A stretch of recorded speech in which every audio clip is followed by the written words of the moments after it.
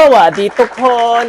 Tara, samahan ninyo ako sa isa sa pinaka-exciting na travel destination sa Asia. Walang iba kundi ang Bangkok, Thailand!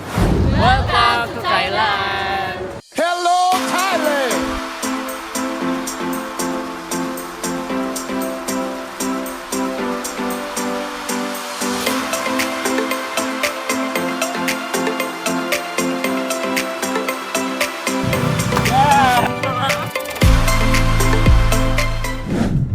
Ito lang naman ang isa sa pinakasikat sa bansa pagdating sa street food, culture, at nightlife. Kaya this trip, gusto naming ma-experience lahat ng yan. Sawadee ka!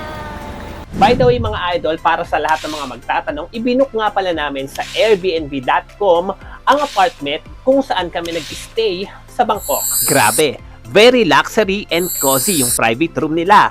Parang hotel feels talaga, pero at a very reasonable price.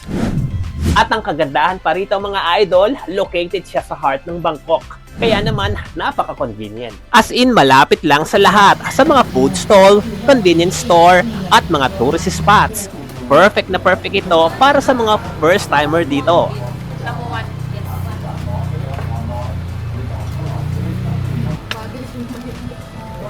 Yes.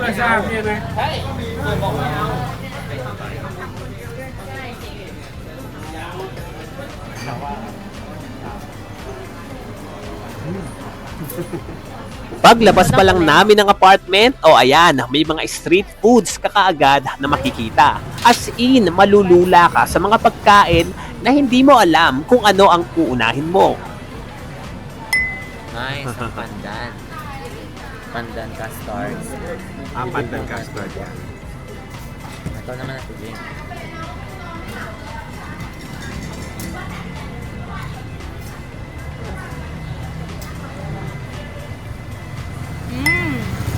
Sarap!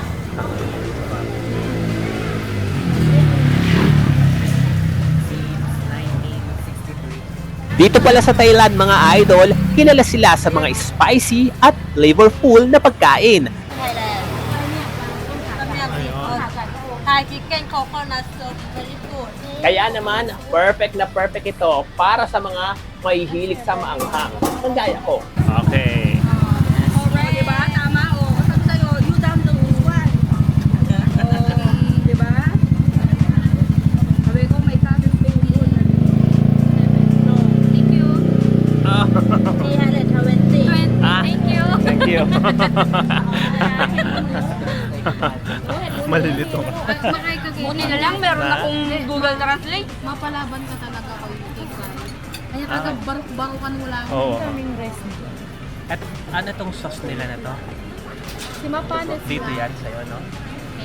Or Fried rice. nung kinain mo, niluluto lang din ni mama mo. Hindi nakaka-vlog. Unang tinikman namin ay itong kanilang bestseller na Tom Yum Kung Noodles. Manyaman yung sabot. Guys, grabe ang sarap. Manghang, maasim, creamy, at punong-puno ng flavor. Panalong-panalo dito yung hipon at herbs. At yung sabaw, nakakagising talaga ng diwa. Perfect na perfect talaga ito para sa mga mahihilig sa maanghang. Tibon mangan.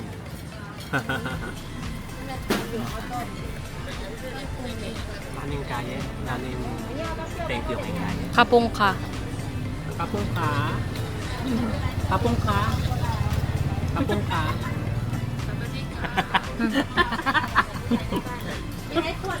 May papawas ko lilitid sasabot.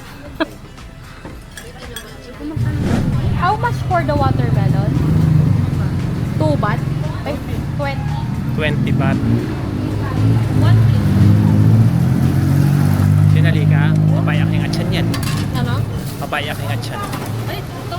Sure ka. Aba, syempre, hindi namin pinalampas ang mga prutas nila. Kagaya na lang ng guava, dragon fruit, mangga, at watermelon. Magkano daw kuya? 20. Pati to?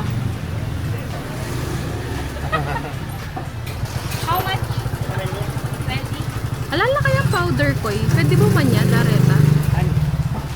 May na yata. Memela? Alayo. Bala mata. Pero yung pinaka nakaka-addict dito ay yung pinagmamalaki nilang sausawan. Grabe, panalong-panalo talaga. May tamis, alat, at anghang.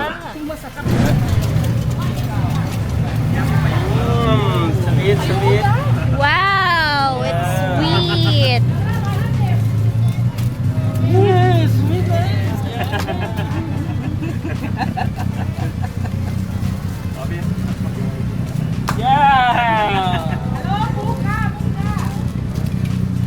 Spicy man? Lita.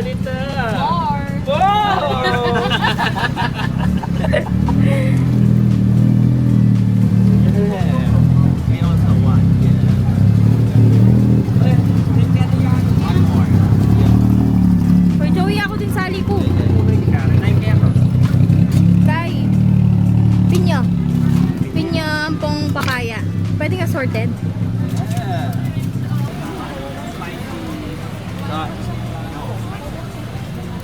Kanta pa ne? Kanta pa siya. Mga idol, super legit talaga ang sarap ng mga street foods dito. Talagang panalong-panalo. And take note, super budget friendly pa. Sa halagang 50 to 100 pesos na budget lang, paniguradong mabubusog ka na. Sarap! Spicy la rin eh. Paras la rin eh. Wow, maparas lang. So ayan mga idol, ilang oras pa lang kami dito sa Bangkok pero napakadami na naming natikman ng mga masasarap na pagkain dito. Medyo mahaba-haba pa ang aming araw kaya marami pa kaming pwedeng puntahan, pasyalan at tikman dito sa Bangkok.